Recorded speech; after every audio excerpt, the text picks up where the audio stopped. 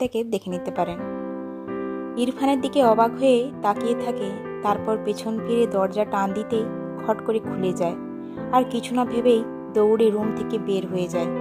তার দিকে তাকিয়ে ইরফান বাঁকা হেসে বলে ওঠে, তোমাকে আমার কাছে ধরা দিতে হবে আয়ু পাখি, বলে নিজের সানগ্লাসটা পরে শীষ বাজাতে থাকে।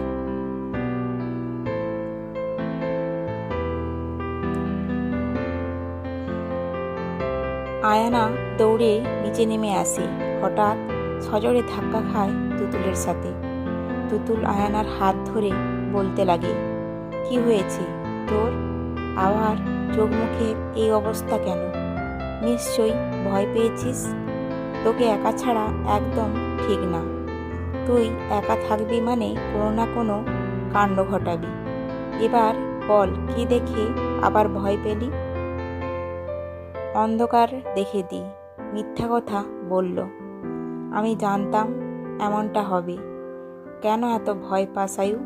গালে হাত রেখে আবার বলতে থাকে, আমরা সব সময় তোর পাশে থাকবো না আয়ু। তোর ভয় দূর করার জন্য তোকে নিজে এই ভয় কাটাতে হবে। এত ভয় নিয়ে বাঁচা যায় না। তুতুলের কথা শুনে তুলতুলকে জড়িয়ে ধরে আয়ানা কান্না করতে করতে বলে, আমার সব সময় তোমাদের কাছে থাকতে চাই দি। আমি কোথাও যাব না আব্বি আম্মিকে ছাড়া। তুতুল আয়ানার মাথায় হাত বুলিয়ে বলল, ঠিক আছে, এবার কান্না থামা। এমন মনে হচ্ছে সাফিয়ার সাথে সাথে আজকে তোরও বিয়ে, বলে নাক টিপে দিল তুতুলের। ভীষণ চিন্তা হয় আয়ানাকে নিয়ে। এই মেয়েটা এত ভয় পায় কেন? কি করে থাকবে এই ভীতু মেয়েটাকে ছাড়া? বিয়ের পর অনেক ভালোবাসে তার পিচ্চি বোনটাকে। আয়ানা খুব ডিপেন্ডেন্ট তুতুলের উপর। তার সব কাজ সবসময় তুতুল করে দিয়েছে। ভয় পেলে মায়ের পর সে বেশি আগলিয়ে রেখেছে। কখনো বাসার বাহিরে গেলে কোথাও গিয়ে থাকতে পারতো না। শুধু আয়ানার কথা মনে পড়তো, তাই কোথাও গিয়েও বেশি দিন থাকতো না।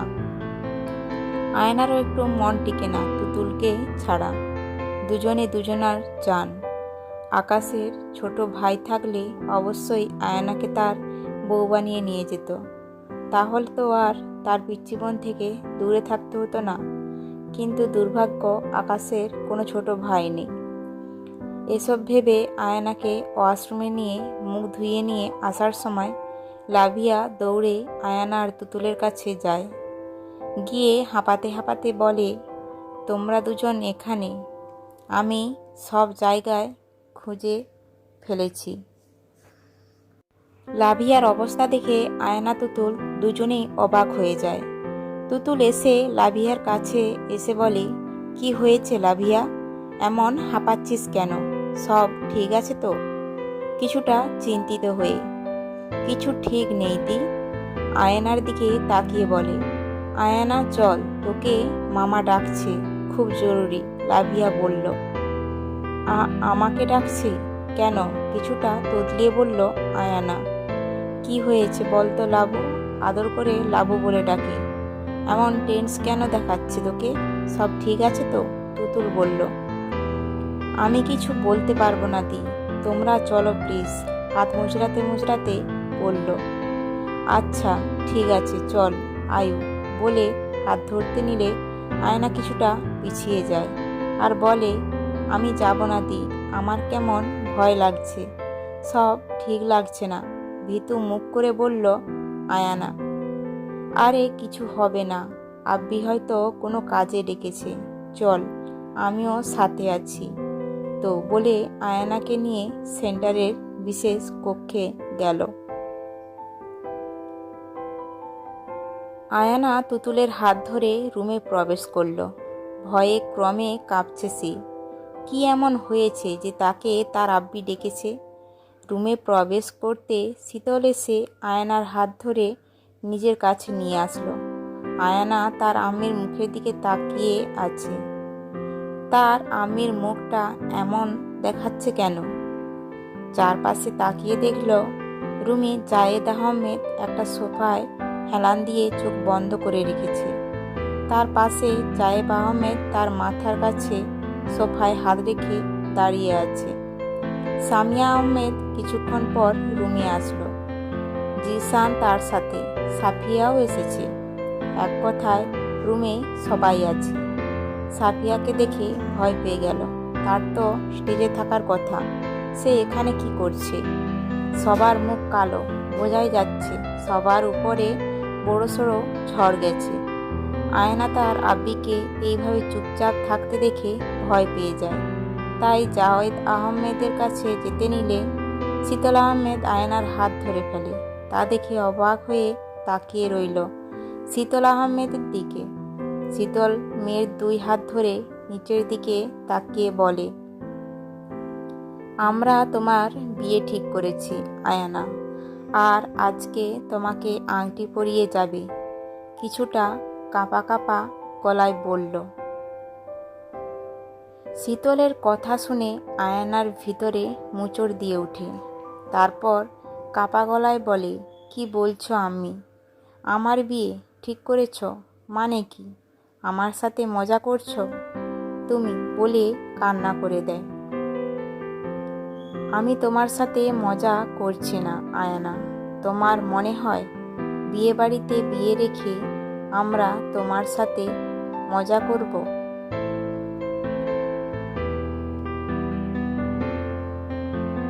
শীতলের কথা শুনে শীতলের হাত থেকে নিজের হাত ছাড়িয়ে নিয়ে কিছু পা পিছিয়ে যায়। আয়নাকে এভাবে পিছোতে দেখে অনেক কষ্ট পায় শীতল। বুঝতে পারছে তার ছোট মেয়ের মনে বড়সড় ধাক্কা খেয়েছে, কিন্তু তার কিছুই করার নেই। শীতল আবার এগিয়ে এসে মেয়ের হাত ধরে মাথা নত করে কান্না করে দেয় আর বলতে থাকে, আমরা তোমার ভালো আম্মি আব্বি হতে পারিনি। আমাদের কাছে এখন কিছু নেই, অনেক দেরি হয়ে গেছে। আমরা চাইলেও কিছু করতে পারবো না। তুমি যদি তোমার আব্বি, আমাকে, তোমার বোনকে আর বাকি সবাইকে বাঁচাতে চাও, কোনো প্রশ্ন ছাড়া বিয়েতে মত দেবে। আর এখন যা যা হবে তা চুপ করে দেখবে, কোনো প্রশ্ন করবে না বলে আয়ানাকে ছেড়ে অন্য পাশে চলে যায়। এসব শুনে আয়ানা একদম চুপ হয়ে যায়। মাথাটা তার ফাঁকা ফাঁকা লাগছে। এমন কি হয়েছে যে আম্মি আব্বির হাতে কিছু নেই? এমন সময় রুমে কিছু লোক প্রবেশ করলো, যাদের হাতে অনেক জিনিস ছিল। তারা রুমে প্রবেশ করে সেন্টার টেবিলের উপর এক এক করে সব জিনিস রেখে বের হয়ে যেতে রুমে প্রবেশ করলো ইমরান খান আর আসফিয়া। তাদেরকে আয়ানা চিনে না। আয়ানা কখনো তাদের সাথে দেখা হয়নি। তাদের দিকে তাকিয়ে আছে। ইমরান খানের পরনে লাল পাঞ্জাবি, দেখতে লম্বা বয়সে ছাপ পড়েছে, কিন্তু এখনো খুব ইয়াং। কালের দাড়িগুলো সুন্দর করে কেটে রেখেছে, যাতে হালকা পাক ধরেছে। আর আসফিয়া কালো শাড়ির সাথে কালো আর গোল্ডেন কালার মিক্সড হিজাব পরেছে, দেখতে খুব সুন্দরী। হঠাৎ গালে স্পর্শ পেতে সামনে তাকিয়ে দেখে মহিলাটি তার গাল ছুঁয়ে আছে। অদ্ভুত হাসি লেগে আছে তার মুখে। হঠাৎ তার কথায় আয়ানার ঘোর ভাঙে। মাশাআল্লাহ, আমার ছেলের পছন্দ আছে। একদম পরীর মতো দেখতে মেয়েকে পছন্দ করেছে। তা না হলে যে ছেলে মেয়েদের পছন্দ করতো না, এক রাতের মধ্যে বিয়ের জন্য পাগল হয়ে সব রেডি করে ফেলেছে। তারপর আয়ানার গাল টেনে বলে, রাজরানী করে রাখবে তোমাকে। ইরফান একটা পোকাও কামড় দিতে দেবে না তোমাকে। প্রথমে মানিয়ে নিতে কষ্ট হবে, পরে ঠিক হয়ে যাবে। আমার ছেলেকে পাওয়ার জন্য সবাই দিওয়ানা, আর সে তোমাতে। একদম চটাতে যেও না তাকে। যেমনটা চাইবে তেমনটা করে মানিয়ে নেবে, বুঝেছো? বলে আয়নাকে ধরে সোফায় বসিয়ে দেয়। আর তার কথা শুনে ভয় পেয়ে যায় আয়ানা। বুঝতে এখন কষ্ট হচ্ছে না কেন সবাই কিছু বলছে না, কারণ তারা খুব ক্ষমতাশালী। তাহলে কি এই লোকগুলো ওই সাইকোটার মা বাবা? ভেবে ভয়ে এখন কাঁপুনি শুরু হয়ে গেছে। আয়নাকে এইভাবে কাঁপতে দেখে মনে মনে অনেক খুশি হন আসপিয়া। তার ছেলের জন্য যোগ্য বউ খুঁজে পান এমন সুন্দরী মেয়ে পুরো কাশ্মীরে নেই। আয়ানার হাতে তাদের খানদানিওয়ালা জোড়া পরিয়ে দেয় আর বলে, বাহ, খুব সুন্দর লাগছে তোমার হাতে বালা জোড়া। যখন সামিয়া আহমেদ শীতল আহমেদকে নিয়ে রুমে প্রবেশ করেন, এসে দেখেন সেইখানে জায়েদ আহমেদ আর জায়েব আহমেদ উপস্থিত আছেন, আর তাদের সামনে ইমরান খান আর আসপিয়া। তারা ইরফানের জন্য আয়নার হাত চাইলে জায়েদ আহমেদ সাথে সাথে মানা করে দেন। যে মেয়ে তার খুব ছোট, এই বয়সে মেয়ে বিয়ে দেবে না, কারণ জায়েদ ভালো করে জানে এরা কেমন লোক। কিন্তু এসব কথা কোনো কাজে আসে না। বিভিন্নভাবে ধমকি দেন, যদি আয়নাকে ইরফানের সাথে বিয়ে না দেওয়া হয় তবে তাদের সবাইকে ইরফান মেরে দেবে, আর আয়নাকেও সে বিয়ে করবে। অনেক বোঝানোর পর যখন জায়েদ আহমেদ মানছিল না, তখন একজন গার্ড জায়েদের মাথায় বন্দুক ধরে। ইমরান খান এক কথা বারবার বলতে পছন্দ করবে না, আর তার কথা না শুনলে তার মৃত্যু নিশ্চিত। নিহাত ছেলের শ্বশুর বলে জায়েদ আহমেদ বুঝিয়ে জায়েদ আহমেদকে রাজি করায়। ইমরান খান চেয়েছিলেন ইসাকের বিয়ের পর কথা বলবেন, কিন্তু ইরফানের কথার উপরে কথা বলা কার সাধ্য আছে। সে আয়নাকে ইসাকের বিয়ের আগে নিজের নামের মোহরা লাগাতে চায়, তাই বিয়ের আগে এই আংটি পরানোর কাজ শেষ করতে চান তারা। একজন গার্ড দরজা খুলে দিতে রুমে প্রবেশ করে ইরফান। ইরফানকে দেখে ভয়ে আয়ানা উঠে যেতে নিলে আসপিয়া টান দিয়ে সোফায় বসিয়ে দিয়ে সোফা থেকে উঠে অন্য সোফায় গিয়ে বসে আর চোখ দিয়ে ইশারা করলো এখান থেকে যেন সে না নড়ে। আয়নাকে এইভাবে কাঁপতে দেখে ইরফান মুচকি হেসে আয়নার পাশে গা ঘেঁষে বসে পড়ে। আয়না যেন রোবট হয়ে গেছে। ভয়ে আশেপাশের সব কিছু ঘোলাটে লাগছে। কান্নার কারণে চোখগুলো ঝাপসা ঝাপসা লাগছে। ইরফান আরেকটু ঘেঁষে আয়নার কানের কাছে মুখ নিয়ে বলল, কেমন লাগলো সারপ্রাইজ আয়োজন? আয়না কোনো কথা না বলে মুখ ধরে ডুকরে কেঁদে উঠল। জায়েদ আর শীতল মেয়ের কান্না দেখে নিজেদের চোখেও পানি চলে আসলো। এমন একটা পরিস্থিতিতে জীবনে পড়তে হবে ভাবতে পারেনি। আয়নাকে এইভাবে কান্না করতে দেখে ইরফানের মাথা গরম হয়ে গেল। আয়নার হাত শক্ত করে ধরে নিজের দিকে ঘুরিয়ে নিল, তারপর খুব জোরে এক ধমক দিল, যা শুনে আয়নার সাথে সাথে বাকি সবাই কেঁপে উঠল। কি হয়েছে? এমন নেকা কান্না কেন করছো? আমাকে ভালো লাগছে না? আমাকে বিয়ে করতে চাও না তাই কান্না করছো, তাই তো? গাল দুটো চেপে ধরে বলল, আমাকে পছন্দ না হলেও আমাকে তোমায় বিয়ে করতে হবে, বুঝতে পারছো? বলে খুব জোরে সোফার মধ্যে অন্য হাত দিয়ে বাড়ি মারল। আয়নার মনে হচ্ছে এখনই দাঁতের ভেতরে কালের মাংস ঢুকে যাবে। ব্যথায় কান্নার পরিমাণ বেড়ে গেল। জায়েদ মেয়ের কাছে আসতে নিলে গার্ডরা তাকে আটকিয়ে ফেলে। তার পাশে দাঁড়িয়ে শীতল কান্না করছে, তুতুলও কান্না করছে। আয়না ব্যথা পাচ্ছে দেখে ইরফান হাতটা সরিয়ে নেয়। তারপর আয়নার গালে চুমু খেয়ে বলে, সরি আয়োজন, তুমি প্লিজ কান্না করো না, আর এমন করব না। তুমি আমার কথা না শোনায় আমার রাগ উঠে গেছে, তাই এমন করেছি, বলে জড়িয়ে ধরল। সবাই অবাক হয়ে ইরফানকে দেখছে, খুব স্বাভাবিকভাবে আচরণ করছে, কিন্তু একটু আগেও খুব রেগেছিল, এখন একবারে ঠান্ডা। ইরফানের রাগ সম্পর্কে সবার ধারণা আছে, রেগে গেলে তার মাথা ঠিক থাকে না। সে যখন রেগে যায় সামনের ব্যক্তিকে খুন করতেও দ্বিধা করবে না, কিন্তু আয়নার ক্ষেত্রে তা না। সে মরে যাবে, কিন্তু তার আয়োজনের কিছু হতে দিবে না। ইরফান শান্ত গলায় বলল, একদম কান্না করবে না আয়ুজান। আর আমাকে বিয়ে করা ছাড়া তোমার আর অন্য কোনো অপশন নেই। তাই ঝামেলা না করে যা হচ্ছে তা দেখে যাও, কেমন?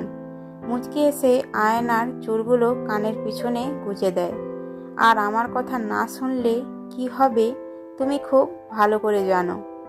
আয়নাকে নিজের সাথে আরেকটু মিশিয়ে বলে, আরে আরে, তুমি ভয় পাচ্ছ কেন? তোমাকে কিছু করব নাকি? তুমি তো আমার জান, আর জান ছাড়া কেউ বাঁচে না, বলো। আর আমাকে বাঁচাতে হলে তোমাকে প্রয়োজন। তুমি যদি সোজা কথায় বিয়ে না করো কিংবা পালাতে চাও, তাহলে তোমার পরিবারের কেউ বাঁচবে না। আর আমি কি করতে পারি এটা তোমার জানা আছে, বলে টেবিল মার্কা হাসি দেয়। ইরফানের কথা শুনে আয়নার চোখগুলো বড় বড় হয়ে গেল। ইরফান আয়নার দিকে তাকিয়ে বাঁকা হেসে কাজ শুরু করতে বলে, মিসেস আসফিয়া আয়নার হাতে একটা আংটি ধরিয়ে দেয় ইরফানকে পরানোর জন্য, কিন্তু আয়না আংটি নিয়ে বসে আছে। ভয়ে তার হাতের আংটিটা যে কোনো সময় পড়ে যেতে পারে। আয়নাকে বসে থাকতে দেখে ইরফান আয়নার হাত ধরে নিজের হাতের মাঝে নিয়ে আয়নার হাতে থাকা রিং ইরফানের হাতে পরে নেয়, আর আরেকটি হীরের রিং আয়নার হাতে পরিয়ে দেয়। সম্পূর্ণ কাজ সম্পন্ন হলো আয়নার অনিচ্ছায়। ইরফান হাতে রিং পরিয়ে দিয়ে আয়নার হাতে চুমু খেলো। তারপর আয়নাকে নিয়ে আয়নার আব্বি আম্মির কাছে যায়। গিয়ে জায়েদ আহমেদ আর শীতল আহমেদের উদ্দেশ্যে বলে, আপনাদের মেয়ে এখন আমার হবু বউ, তার ঠিক মতো যত্ন নেবেন। 5 দিন পর এসে নিয়ে যাব। এর মধ্যে কোনো গণ্ডগোল ঘটালে এর জন্য পস্তাতে হবে। এখন থেকে মেয়েকে আর নিজেদের প্রস্তুত করুন। আয়নার দিকে তাকিয়ে আয়ানকে নিজের সামনে দাঁড় করায়। আয়নার গালে হাত রেখে মাথাটা উপরে তুলে আয়নার কপালে একটা চুমু দিয়ে বলে, কি বলেছি বুঝতে পেরেছ আয়ুজান? আমাকে একদম রাগাবে না। এর ফল তোমার পরিবারের জন্য ভালো হবে না। নিজের খেয়াল রাখবে। আমার নজর তোমার উপর 24 ঘন্টা থাকবে, বলে চলে যায়। ইরফান যেতে আয়না ডুকরে কেঁদে উঠল। তুতুল এসে তাকে জড়িয়ে ধরল। আসফিয়া আয়নার সামনে এসে আয়নার মাথায় হাত বুলিয়ে বলতে থাকে, শোনো মেয়ে, আমার ছেলে ভীষণ রাগী। তার মন মতো হয়ে চলবে, রাগাবে না। আর নিজের ক্ষতি করার কথা একদম মাথায় আনবে না। নিজের ক্ষতি তুমি যতটুকু করবে তার ফল তোমার পরিবারকে ভুগতে হবে। ইরফান নিজের জিনিস খুব যত্ন করে রাখতে জানে, বলে মাথায় হাত বুলিয়ে দেয়। ইমরান খানও একই রকম উপদেশ বাণী শোনায়। তারপর জায়েদ আহমেদ আর জায়েদ আহমেদের উদ্দেশ্যে বলেন বিয়ে শুরু করতে, বলে চলে যান। সবাই মন খারাপ নিয়ে এই পরিস্থিতিতে সাফিয়ার বিয়ে দিয়ে বিদায় করে। কারোর মনে কোনো ভাব আবেগ নেই। গতকাল কি হবে আর ভবিষ্যতে কি হবে তা নিয়ে আগাম চিন্তায় আছে।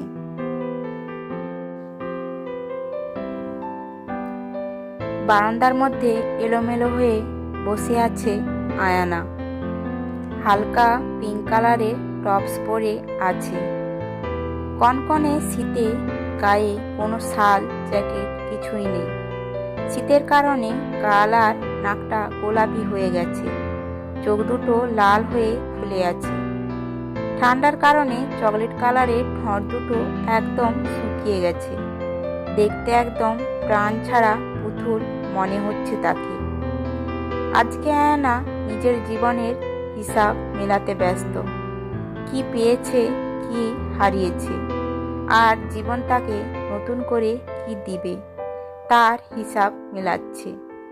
এই কাশ্মীর শহর তার থেকে হাসি খুশি শৈশব কেড়ে নিয়েছে। সে আজও জানে না কি হয়েছে তার সাথে, কিন্তু এটা জানে খুব খারাপ ঘটনা ঘটেছে তার সাথে, যার কারণে তার সুন্দর জীবনটা অভিশপ্ত হয়ে যায়। আয়ানা অনেক তার আব্বি আম্মির কাছে জানতে চেয়েছে, কিন্তু কেউ তাকে কিছু জানায়নি, সবসময় এড়িয়ে চলেছে। শুধু এতটুকু জানে, সেই দিনের পর 3 দিন জ্ঞান ফিরেনি তার। যখন ফিরেছে তখন থেকে 1 মাস কোনো কথা বলেনি, শুধু তাকিয়ে থাকতো। ডাক্তার বলেছে, কখনো যদি আবার এমন কোনো পরিস্থিতিতে পড়ে কিংবা কোনো জিনিসে তার ফোবিয়া আছে, সে জিনিসটা তার সাথে বারবার ঘটে, তবে আয়ানা আবার অসুস্থ হয়ে পড়বে। এমনও হতে পারে আর কখনো কথা বলতে পারবে না সে। তাই জায়েদ আহমেদ আর শীতল আহমেদ সবসময় তাকে আগলিয়ে রাখত, কখনো যেন ভয় না পায় তার খেয়াল রাখত। মেয়ে যেমন পছন্দ করে তেমনটি করত। সবসময় বেশি সময় আয়নাকে দিত সবাই, সবার চোখের মণি সে। আবারও এই কাশ্মীর তার জীবনে কালো অধ্যায় হয়ে দাঁড়িয়েছে। এবার তাকে তার আব্বি আম্মিও বাঁচাতে পারবে না। এর শেষ কি সে জানে না, আর না জানে তার ভবিষ্যৎ কি। এই অন্ধকার কি তাকে তার মতো বাঁচতে দিবে, নাকি নিজের বিষাক্তময় আসক্তিতে ডুবিয়ে মারবে, নিজের নিকৃষ্ট আলোতে তাকেও শেষ করে দেবে? পাবে কি ভালোবাসার সন্ধান, নাকি হারিয়ে ফেলবে নিজের এই অন্ধকার রাজ্যে? পারবে কি এই অন্ধকার শহর থেকে বের হতে? তুতুল সারা রুমে আয়নাকে খুঁজছে, কিন্তু আয়না নেই। হঠাৎ বারান্দায় আয়নার প্রতিচ্ছবি দেখে বুঝতে পারল আয়না বারান্দায়। আয়নার পাশে গিয়ে দাঁড়াতে দেখে আয়নার গায়ে কোনো শাল জ্যাকেট কিছুই নেই।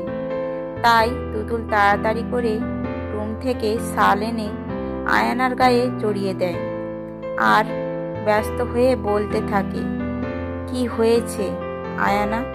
এমন করে শাল জ্যাকেট ছাড়া এখানে বসে কেন আসছিস? যদি ঠান্ডা লেগে যেত? তখন বলে আরেকটু ভালো করে শালটা জড়িয়ে দেয়।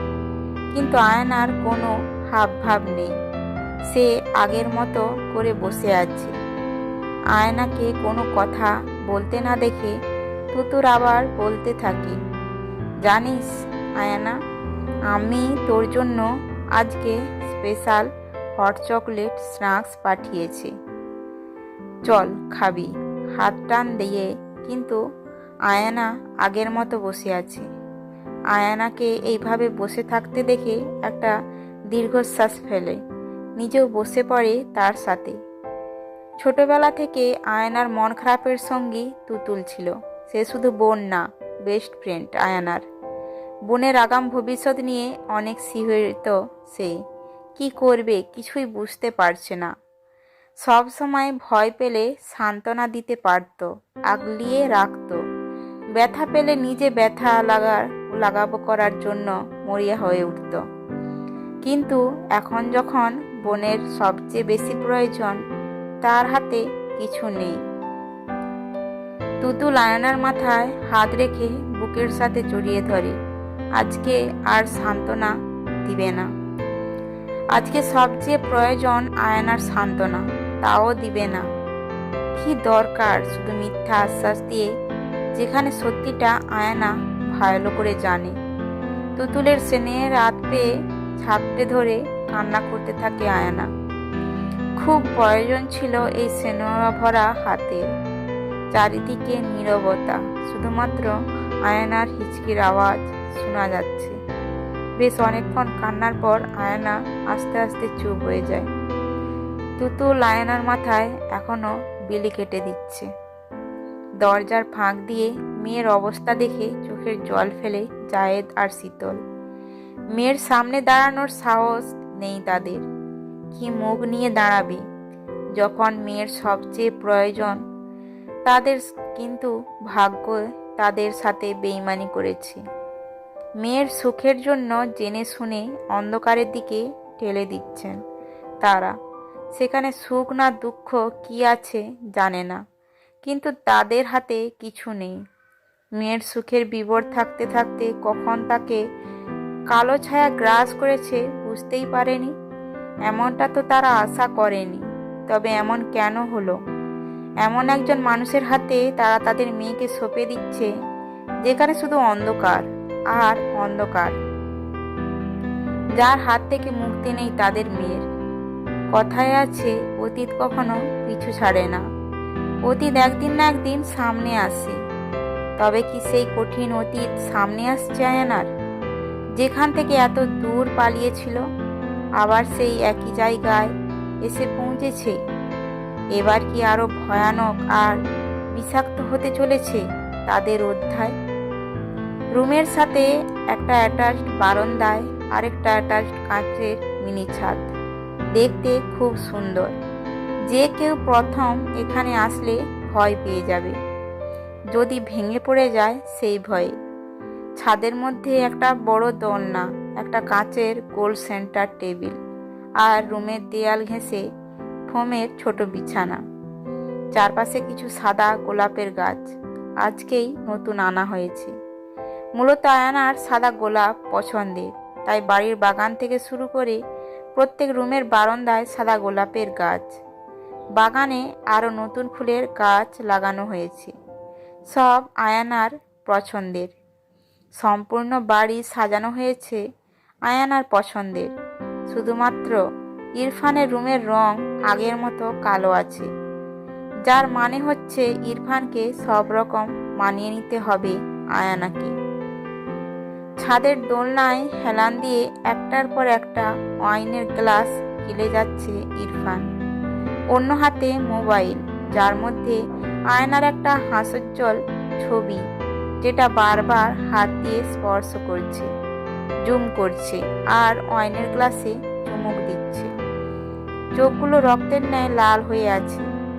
নেশা হয়ে গেছে তার, কিন্তু এই দামি ওয়াইনের নেশা না, এই হাতে থাকা আয়ানার নেশা হয়েছে। ছবিতে এত নেশাক্ত লাগে, সামনে থাকলে তো নিজেকে আটকাতে পারে না, আর ইরফান নিজেকে আটকাতেও চায় না। ইরফান আয়ানার গভীর নেশায় মরতেও রাজি আছে। তার আয়না নামের নেশার কাছে সব তুচ্ছ। এখন একবার ছুঁয়ে দিতে ইচ্ছে করছে। নিজের ইচ্ছাকে পোষণ করার সাধ্য কোনো কালে তার ছিল না, আর এটা তো তার জীবনত্ব নেশা। এটার কাছ থেকে চাইলেও নিজেকে আটকাতে পারবে না, আর ইরফান সেই চেষ্টা কোনো সময় করবেও না। উঠে দাঁড়ালো আয়ানাকে এক পলক সহ চোখে দেখার জন্য, কিন্তু পরে আবার নিজের জায়গায় বসে পড়ে। আয়ানা নিশ্চয়ই এখন ঘুমাচ্ছে। আজকে তার উপর দিয়ে খুব প্রেসার গেছে না, এখন যাব না। তারপর আবার আয়নার ছবিটা হাতে নিয়ে বলতে থাকলো, এখন থেকে তোমার সব আমার, তোমার সব কিছুতে আমার অধিকার। এই তুমি ছবিটার মধ্যে আঙুল দিয়ে দেখি, সম্পূর্ণটা আমার। তোমার এক চুলো ভাগও আমি কাউকে দিব না আয়োজন। এক নিষ্পাপ মেয়ে আর এক বিষাক্ত প্রেমিকের প্রেমের সূচনা হতে চলেছে। সেখানে হিরো নেই, আছে ভিলেন, দ্য ভিলেন, যার ভালোবাসা সবার চেয়ে আলাদা, যাকে বলে হিংস্র ভালোবাসা। ইতিহাস রচিত হবে ইরফান আয়ানার ভালোবাসার গল্প, যেখানে ভালোবাসা নেশা, ভালোবাসার বিষাক্তময় আসক্তি বলে আয়ানার ছবিটায় গভীরভাবে চুমু খায় ইরফান। সকালবেলা শীতলের ডাকে ঘুম ভেঙে আয়ানার। মায়ের দিকে তাকিয়ে একটা সৌজন্যমূলক হাসি দেয় আয়ানা। মেয়ের মুখে হাত রেখে চুমু খেয়ে ফ্রেশ হয়ে আসতে বলে। আয়না ফ্রেশ হয়ে আসতে শীতল আয়নার সামনে মোবাইল এগিয়ে দেন। আয়না মায়ের দিকে তাকিয়ে মোবাইলটা কানে ধরতে ভয়ে চোখ বন্ধ করে নেয়। শীতল মেয়ের দিকে তাকিয়ে চলে যায়। তার এখানে থাকতে ইচ্ছে করছে না। নিজের মেয়েকে এমন কাঠপুতুল হতে দেখতে কোনো মা পছন্দ করবে না। কি হয়েছে আয়ুজান, কথা কেন বলছো না? জানো কালকে সারা রাত তোমাকে দেখার জন্য, তোমার ওই মিষ্টি ভয়েস শোনার জন্য মরিয়া হয়ে উঠেছি, ঘোর লাগানো কণ্ঠে বলল ইরফান। ইরফানের কথা শুনে আয়ানা পাথর নেয় দাঁড়িয়ে আছে, কোনো কথা বলছে না, না কোনো কথা বলার সাহস হচ্ছে। আয়ানাকে কথা বলতে না দেখে ইরফান আবার বলতে শুরু করলো, কি হয়েছে আয়ুজান, কথা বলছো না কেন? লজ্জা লাগছে কথা বলতে? বলে মুচকি হেসে সোজা হয়ে বসে আবার বলতে শুরু করলো, লজ্জা পাচ্ছ কেন আয়ুজান? আমি তোমার তো হবু স্বামী। তবু আয়ানা কথা বলছে না দেখে এবার মাথা গরম হয়ে যায়। এই মেয়ে তাকে এত ইগনোর কেন করে? কি নেই তার যে আয়ানা তাকে পছন্দ করে না? ইরফান এবার ধমক দিয়ে বলল, কি সমস্যা তোমার? কথা কেন বলছো না? ইগনোর করছো আমাকে? একদম আমার সাথে ইগনোর করবে না, আমি এটা একদম পছন্দ করি না। তুমি সব সময় আমার সাথে কথা বলবে, একদম ইগনোর করবে না। আমার পছন্দের জিনিস আমাকে ইগনোর করবে, আমার কাছে ধরা দিবে না, এটা আমি মোটেও পছন্দ করি না। বুঝতে পেরেছ? কিছুটা রেগে বলল। আয়ানা ভয়ে তোতলিয়ে বলল, জি জি বুঝতে পেরেছি, কান্না মিশ্রিত কণ্ঠে বলল। এই তো গুড গার্ল, এবার সুন্দর করে সেজে আমার জন্য অপেক্ষা করো, আমি 10 মিনিট পর আসছি তোমাকে নিতে। আজকে আমরা একসাথে ব্রেকফাস্ট করব, কেমন? জি আচ্ছা। আয়নার কথা শুনে মুচকি হেসে ইরফান মোবাইল রেখে দেয়। সে তার আয়ুজানকে কিভাবে জব্দ করতে পারবে তা ভালো করে বুঝে গেছে। মুচকি হেসে কাবার থেকে একটা কালো কালারের জ্যাকেট, তার সাথে কালো গেঞ্জি পরেছে, কালো প্যান্টের সাথে কালো ব্র্যান্ডের শু আর ব্র্যান্ডের ঘড়ি পরেছে। একদম চকলেট বয় লাগছে তাকে। আয়নার সামনে দাঁড়িয়ে নিজের চুলগুলো ঠিক করে মুচকি হেসে বেরিয়ে যায়। অন্যদিকে আয়ানা ভয়ে হাতের মোবাইলটা বিছানায় ছুঁড়ে মারে, তারপর সেখানে বসে হাউ মাউ করে কেঁদে দেয়। শীতল আর তুতুল আয়নার কান্না শুনে রুমে আসে। তারপর আয়নাকে জিজ্ঞেস করতে সে ইমরান যা বলেছে তা সব বলে।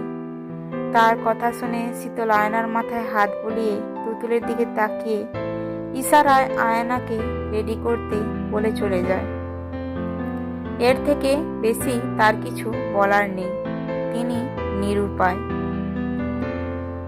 আয়নাকে তুতুল ওয়াশরুমে নিয়ে গিয়ে ফ্রেশ করে, সুন্দর দেখে সাদা গ্রাউন পরিয়ে দেয়। তারপর চুলগুলোকে সুন্দর করে আঁচড়িয়ে পেছনে ছেড়ে দেয়। চোখে কাজল দিতে চেয়েছিল আয়না, দেয়নি। তুতুল মলিন হেসে আয়নার ওড়নাটা ভালো করে জড়িয়ে দিল। তারপর আয়নার কপালে চুমু দিয়ে বলল, সুন্দর লাগছে তোকে।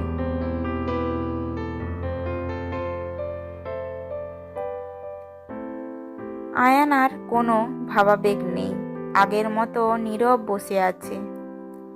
দিন দিন মূর্তিতে পরিণত হচ্ছে সে, তা দেখে খুব কষ্ট পেল তুতুল।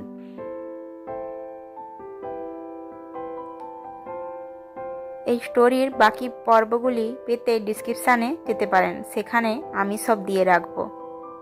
ধন্যবাদ।